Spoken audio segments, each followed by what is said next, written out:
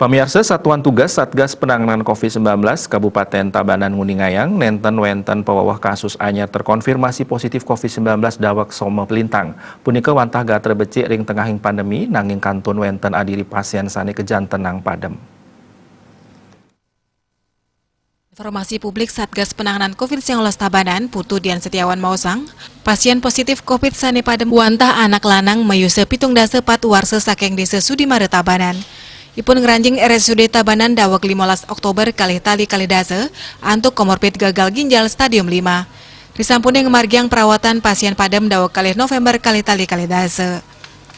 Kebausang ya diaston wenten gatre sani becik sangkaning nenten wenten pawawah kasus anyar, sakewantan wenten pawawah pasien padem.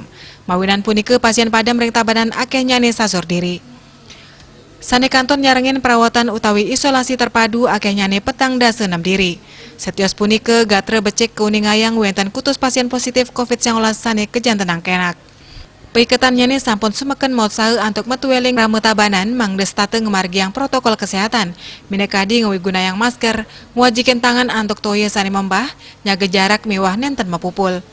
Tim Satgas nerus metueling karame mangdes tate yatne ring penglala COVID-19. Malipos Nguningayang.